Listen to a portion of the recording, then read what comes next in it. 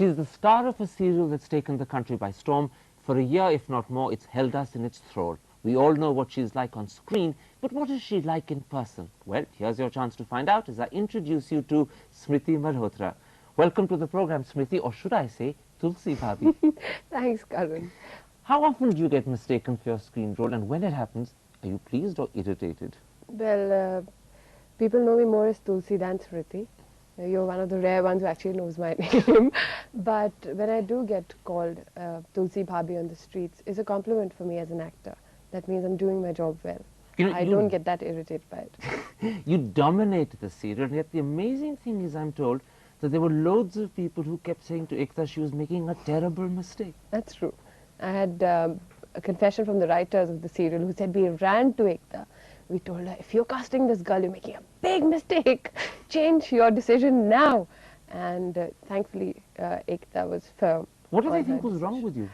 Well, they had this girl who was wearing her jeans and a t-shirt and glasses and absolutely not interested in flattering anybody or behaving in a filmy style, in a filmy manner, sitting quietly in one corner reading a book, waiting for her turn. Everything that Tulsi isn't on screen. Everything an actress isn't, actually, very honestly speaking. So they couldn't believe that this person came here to act. I didn't have an attitude an actor is supposed to have. I didn't have the flair.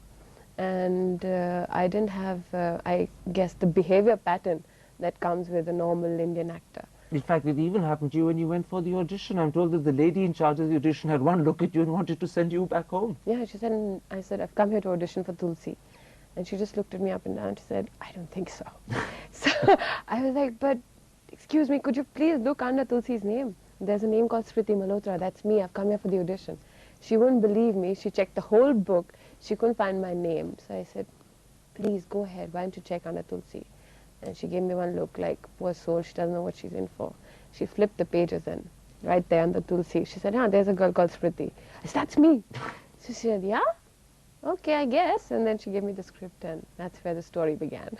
You know, it went on to become, and still is, in fact, probably the most successful serial that there's ever been in India. Is it true that Ekta actually predicted this success the day she chose you for the role? Very honestly speaking, the second day of my shoot, Ekta came and met me on the sets. She knew that a lot was riding on the serial. It was the first daily show for Star Plus. It was the first daily show for Balaji. For her, it was a very prestigious project. She had put in all that she could into it. And that's why she was absolutely sure that since she has put in all the hard work and she has selected a good cast, this thing is going to hit the mark. But looking at me, she wasn't that sure whether I understand what was going to happen to me because of the serial. So she came up to me on the set and she said, Smriti, do you know what role you've been given? And for me, it was just another normal role. She said, there's a lot riding on it. And then she explained to me the whole process that she had to go through. I was not overawed. For me, it was this girl who's my age, who's handling such a big company. For her, it was a stepping stone. So I understood where she came from. I understood her fears. I understood her dreams. And for me, it was like, okay, if I can be a part of it, why not? If my end can make it happen, then why not? And yet the outcome is still quite difficult to understand, because when Kyunki happened, it was so different to everything else on television. It emphasizes the strong traditional role of women, not the modern defiant woman. In a strange way, do you think that difference is responsible for its success? My role, as far as Tulsi goes, all I can say for that, not for the serial, is that I played Tulsi not only as a traditional Indian Bahu, but I also played her as a woman with a modern outlook as well to life. I didn't play her as you would normally see Bahus and wives being played on Indian screen, somebody who wouldn't know how to speak English or wouldn't know how to carry herself.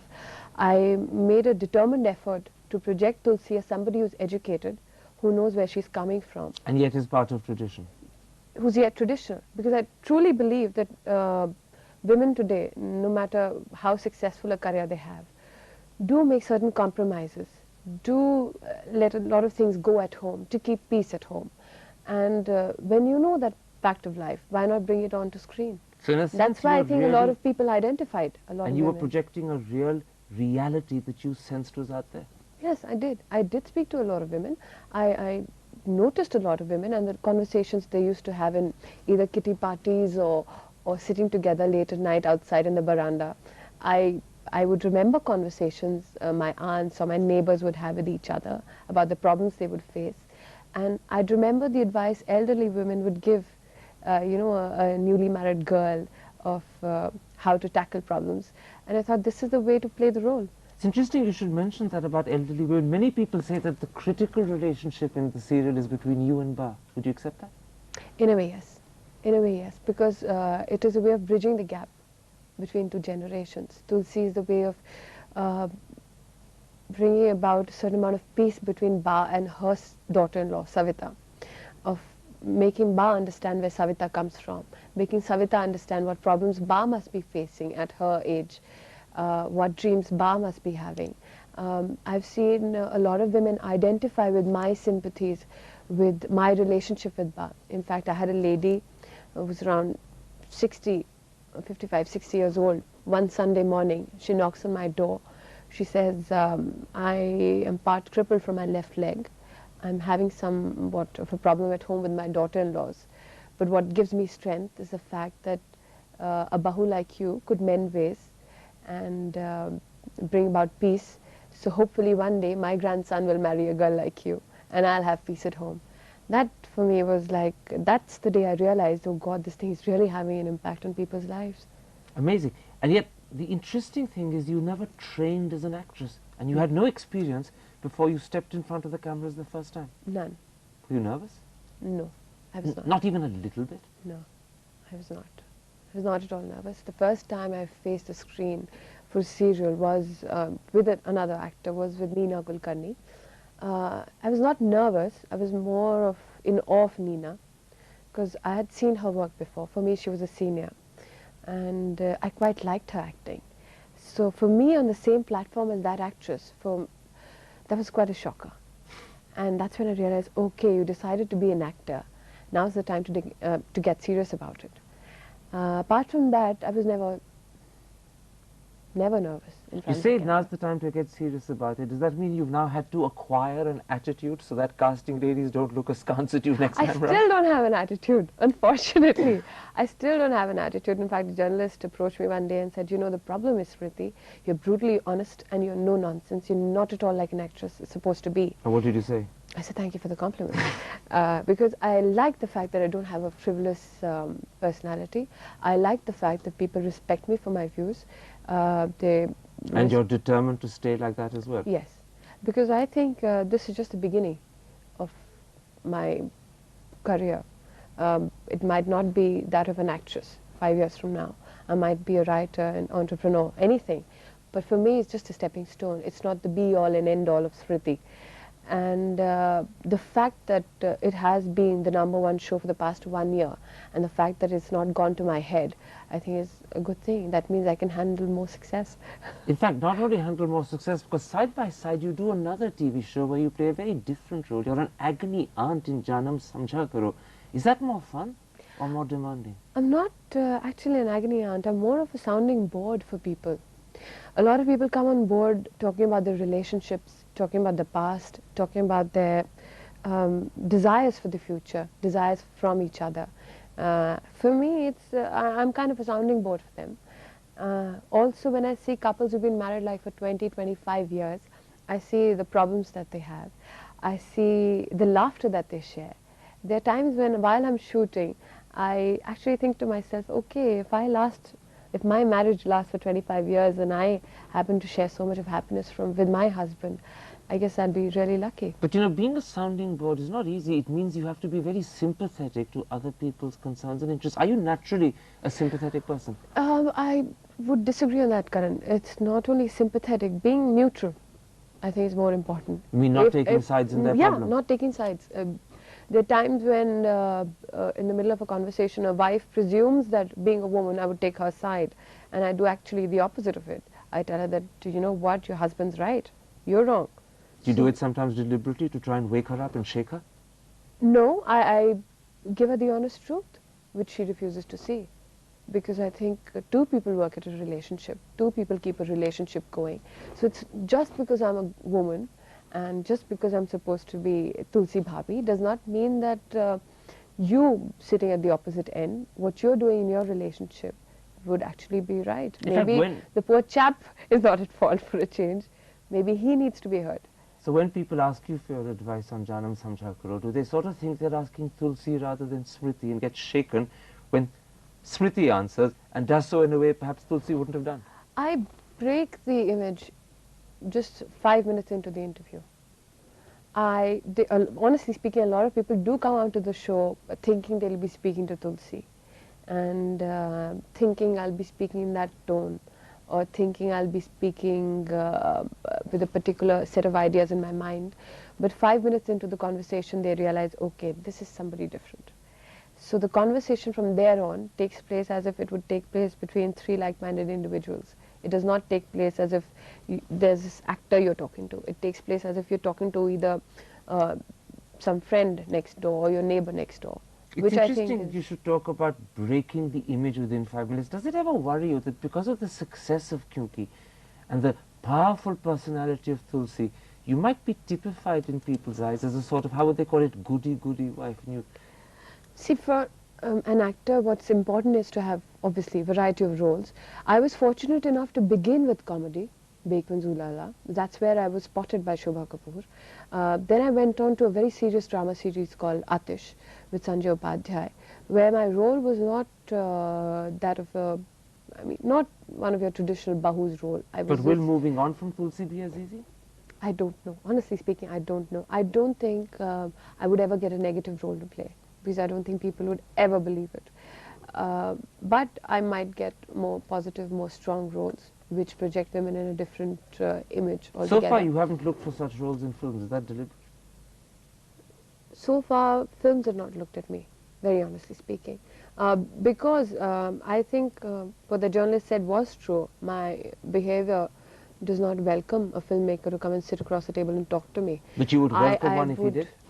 I haven't seen anyone yet. I don't think so, because my mindset does not agree to that kind of a working pattern. I don't have the patience to listen to how somebody gave break to one legend, or how one actress got a job here and that. I don't have the patience for all that.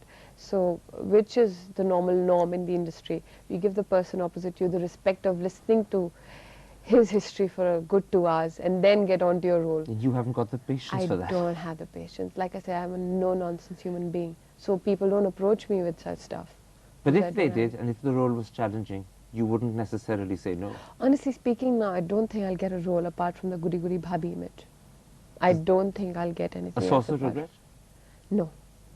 I think television today has given me the amount of fame that any actress on the Indian screen would get, which is something quite shocking, but that's the truth.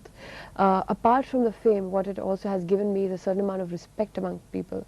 I can walk into any household today and I'll be treated seriously. I'll be treated with a lot of respect, and I don't want to lose it, very honestly speaking. I don't want to run around trees and have men look at me in a different way. That's as blatant as I can get. Let's take a break. I want to come back and find out what is this lady that in front of me is actually like. You've told me what you're like as Tulsi. I want to know what you're like as yourself. We'll be back in a couple of moments. Stick with us.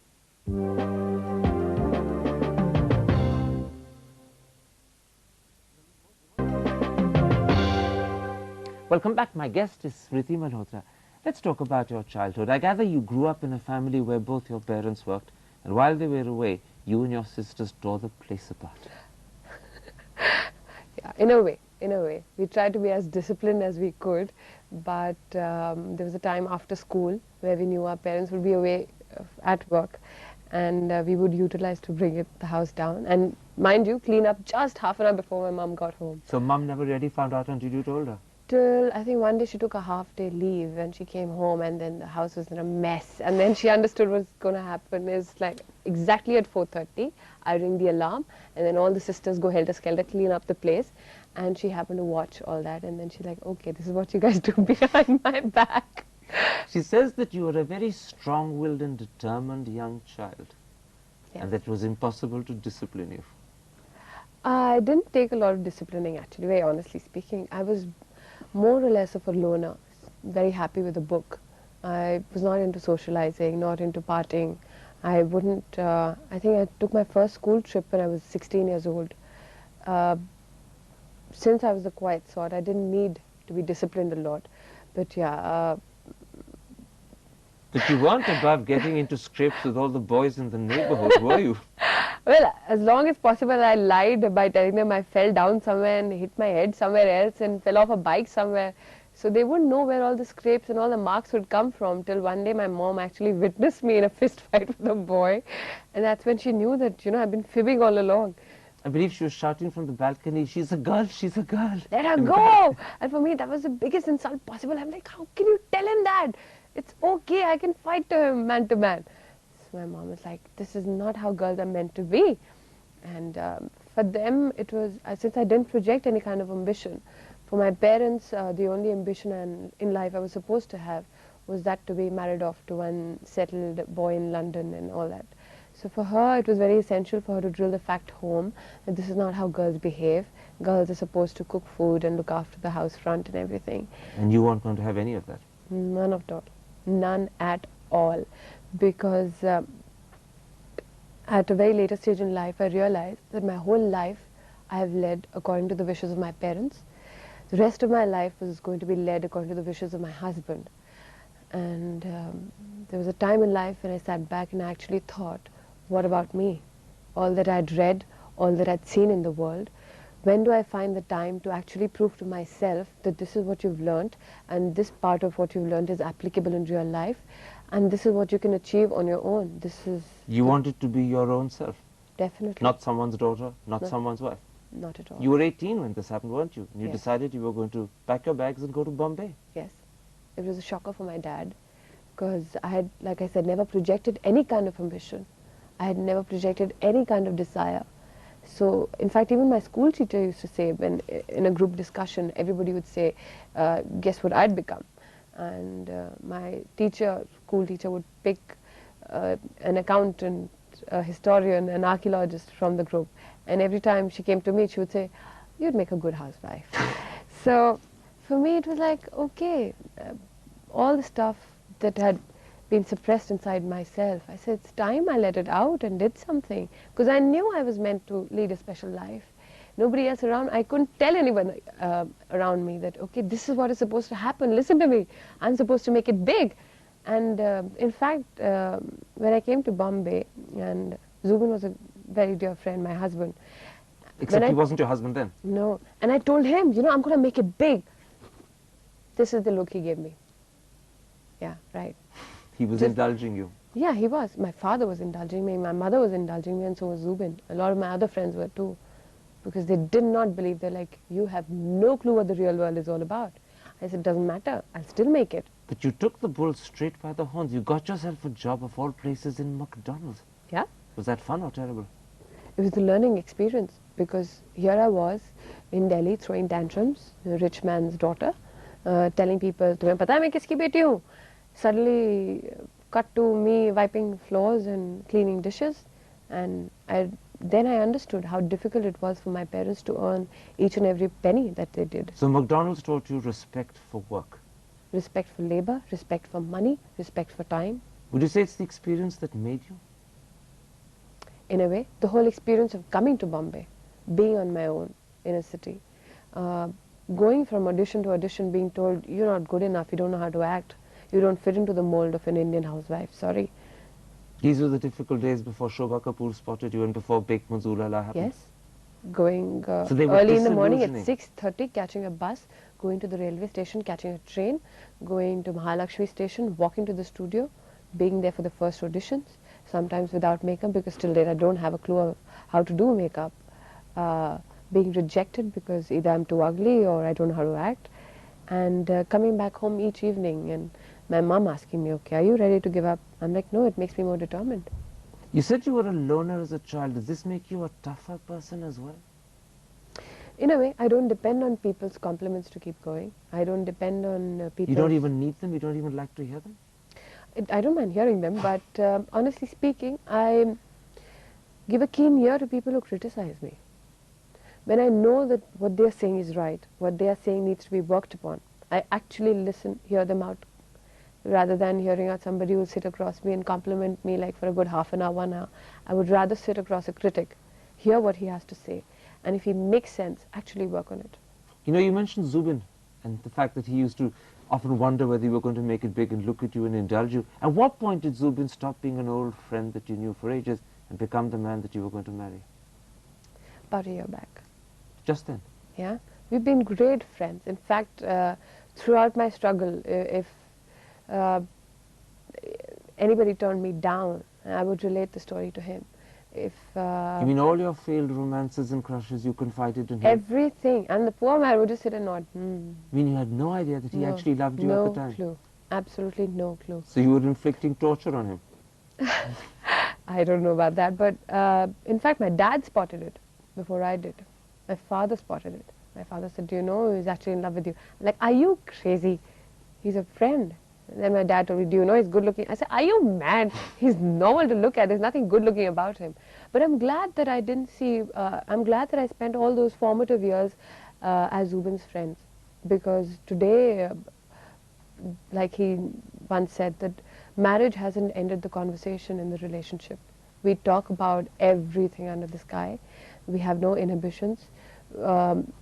We know each other's follies. We know each other's strengths. Weaknesses? Everything. We can discuss anything under the sky. So your marriage is successful because Zubin remains a friend first and a husband after that? Yes. And very honestly, I have been able to digest the success because of him. Now, 2 months ago, your first child was born, and Zubin chose a very interesting, intriguing name with a lot of significance, I'm told. Yeah. What was Zor. it? Zor. Yeah. What does Zor Actually, mean? Zor is Zubin's uncle's friend's name, but I quite liked the way it sounded because I intended on him being called Zor Zubin. It sounds quite powerful and nice.